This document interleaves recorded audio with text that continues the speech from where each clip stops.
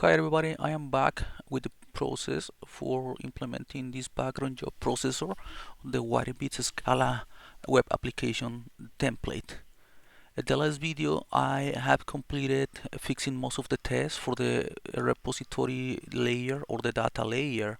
So now it is the time to actually start processing these background jobs somewhere, and then we will start actually triggering background jobs from controllers and from the application.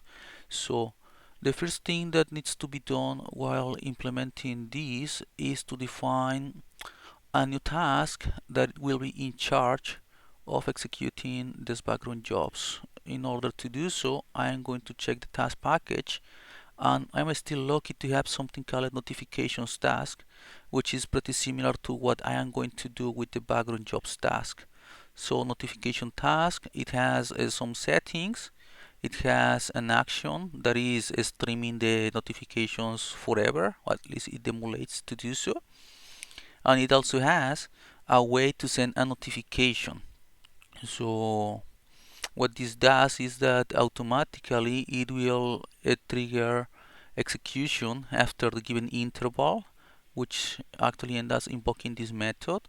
And then this streams all the pending notifications by adding some throttling, and it will invoke the send notification action one by one, because we are using good question. Yeah, here it is. We are making sure that there is one single notification being processed in parallel.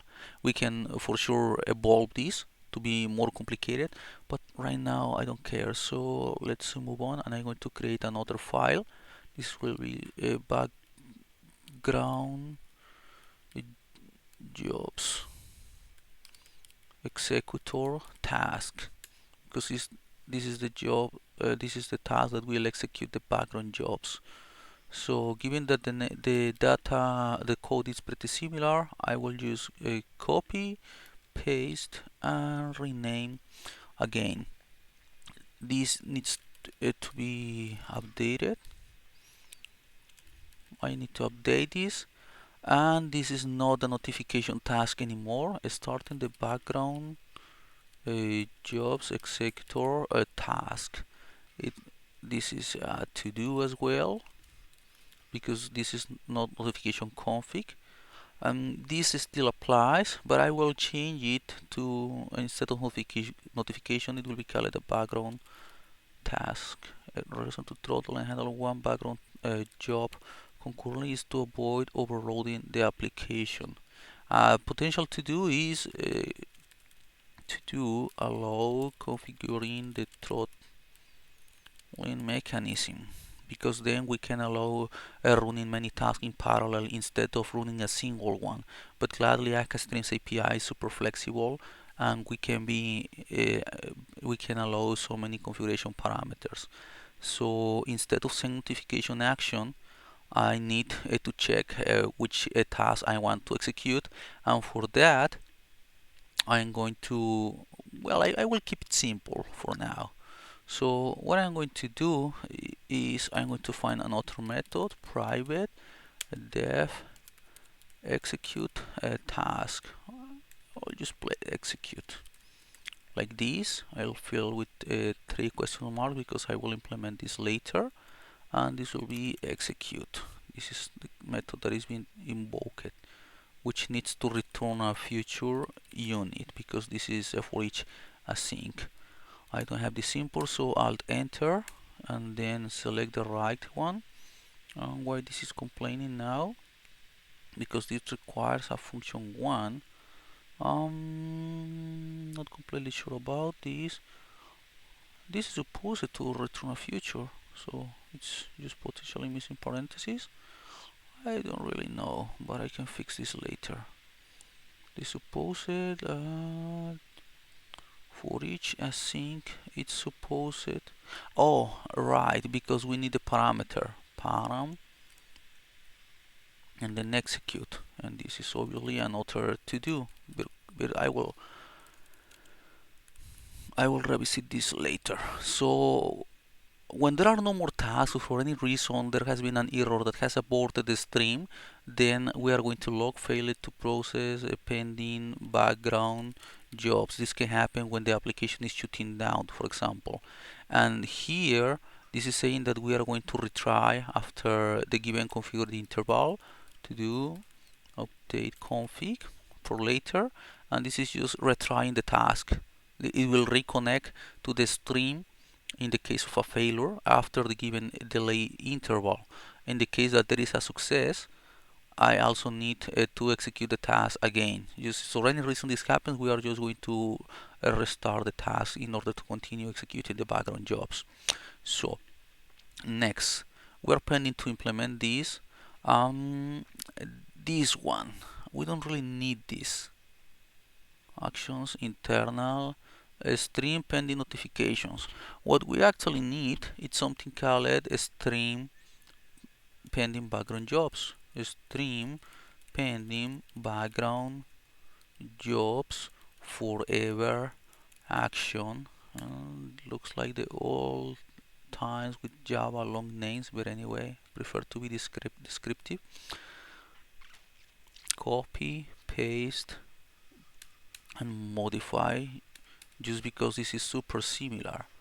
And this does not involve user notification repository. This involves a background jobs repository. Thanks IntelliJ. Alt enter. Then we got the import. And what this is going to do, we have the reconnection delay. This is not going to return me a user notification. This will return a background job data like this. And unfold is just a trick to emulate streaming from the database. The goal is like, let's stream all the pending background jobs, and once we finish, let's stream it again after the given delay, the reconnection delay that we have right here.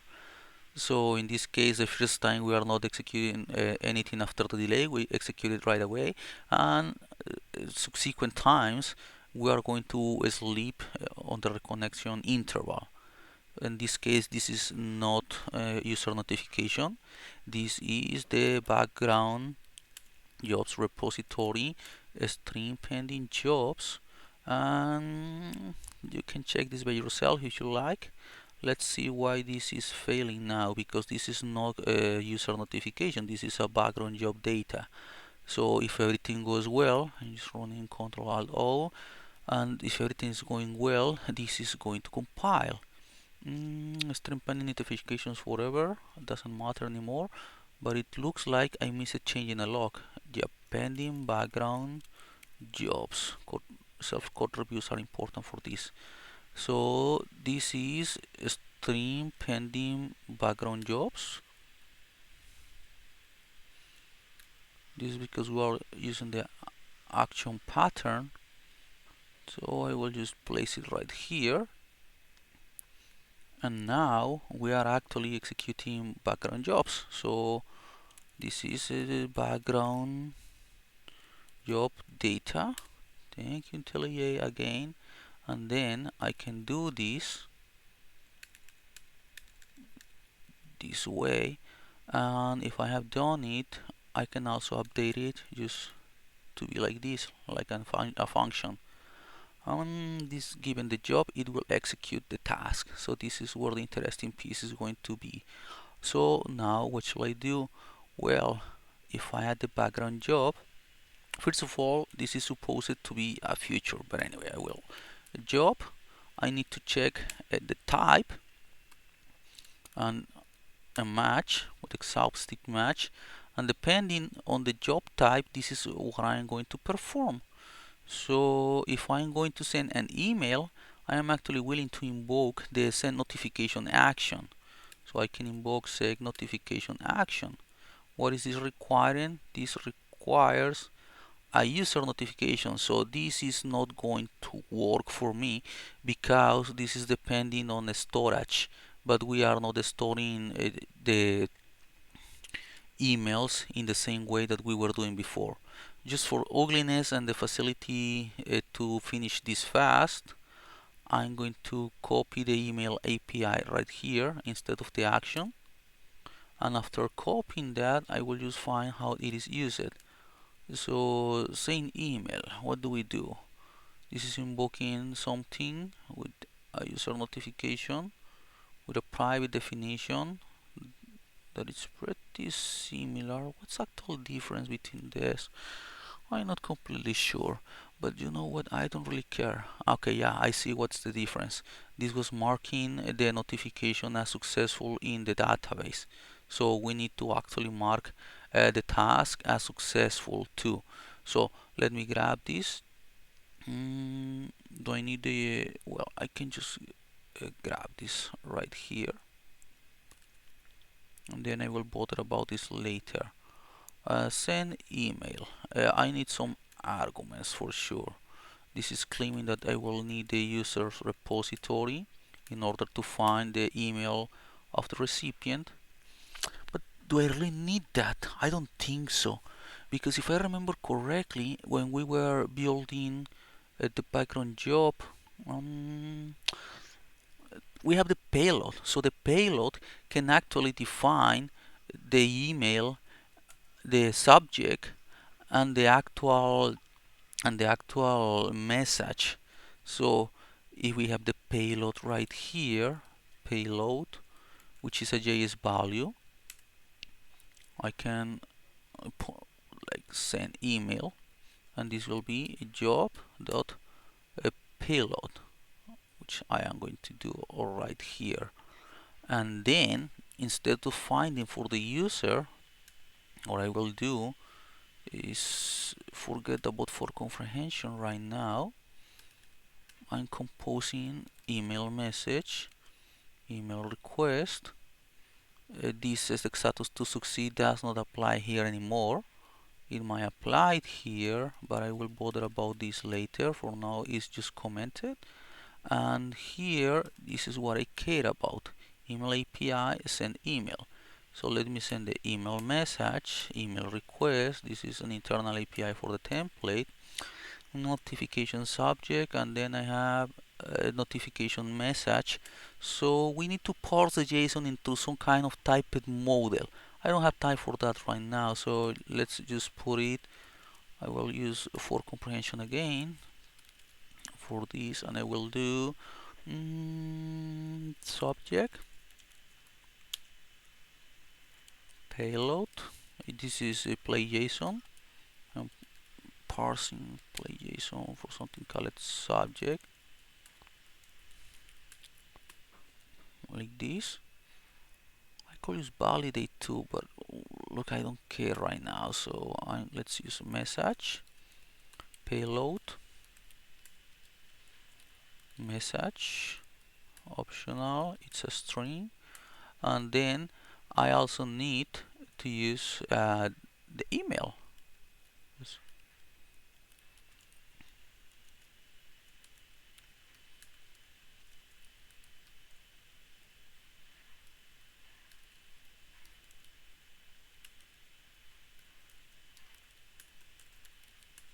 So this is the email. And when I am done with all of these, I can actually prepare this email request, which can be something like this email message. Subject, it's equal to the subject. Body, it's equal to the message. I will call it body to avoid a confusion. And I also need the email request, which actually has the email. So if I do this like this, Scala format did something. Why is this complaining now? Oh, because this is expecting an email, and I have a model called email that's a typed model. But given that I am getting this from the database, I will just mark this as trusted, because if I place it there, it's because I know that it is valid in theory. Or I can just do, yeah, I should probably not do that. So let me do it like a map or flat map. email dot validate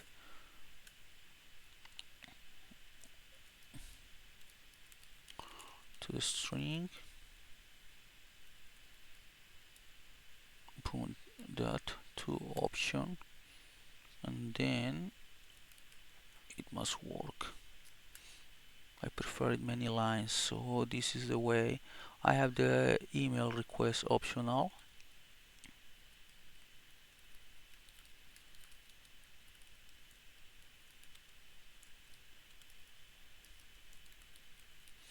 Email request, and then what shall I do? It is as simple as doing a match, something like this. And in the case that the email is like email request, there is a sum, there is something, I'm going to hit the email request API to send the email right here. Otherwise, I'm going to do feature that failed, and I will mark a runtime exception that the given payload does not is not supported by the send email task, because there is a problem. Either the subject has been missing or is not valid. Same with the body and same with the email. Please double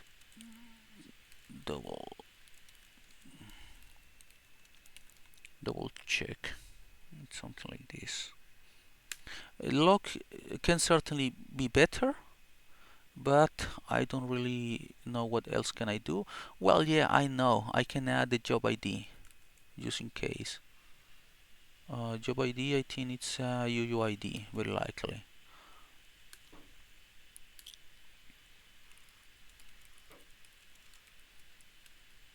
Job ID. A log with no context is not very useful. So let me add the context. So now this is returning a feature. This is returning a feature. And who is invoking this? So in this case, I will call execution result like this. I will put failed here. Throw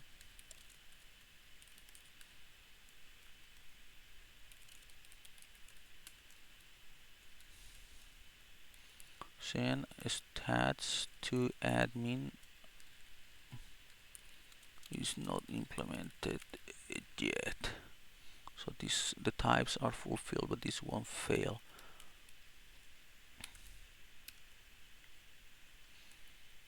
So now I have the execution result, and I can do something about it, which is usually like set the notification status to success.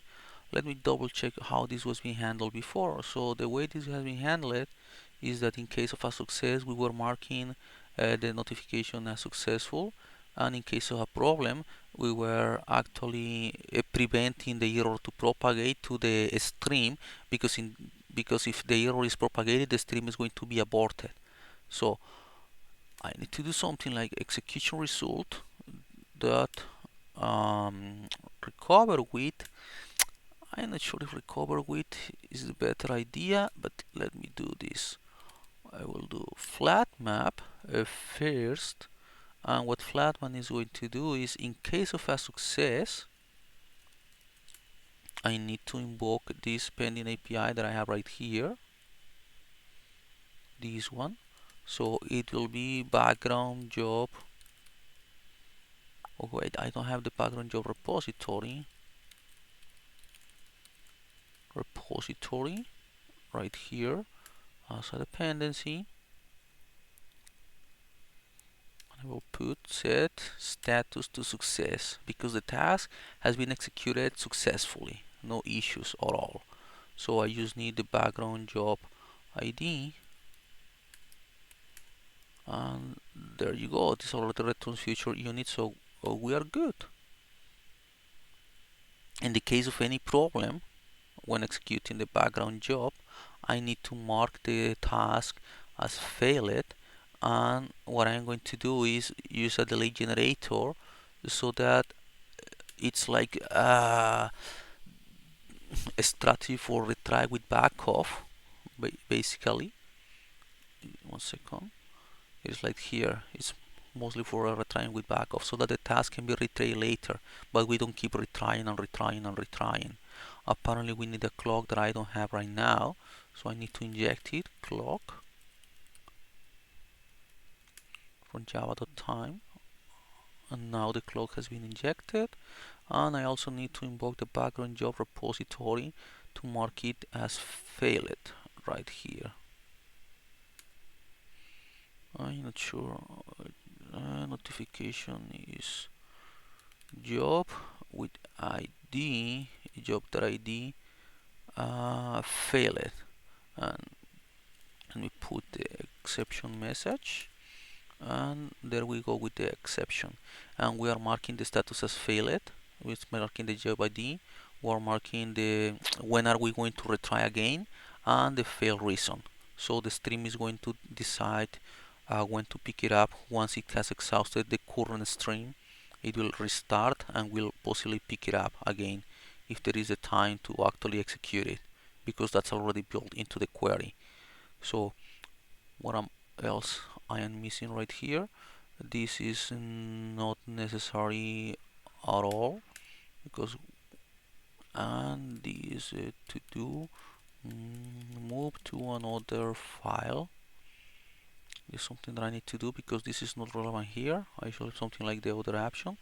I am having another to do for the configuration.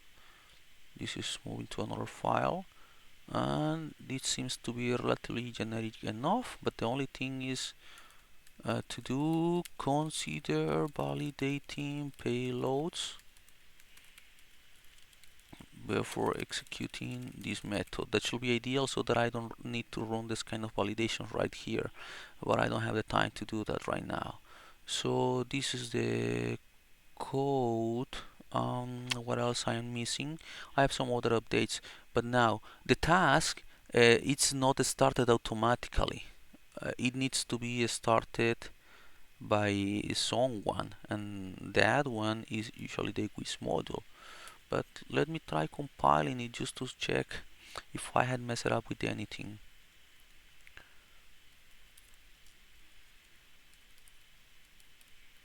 Server/compile.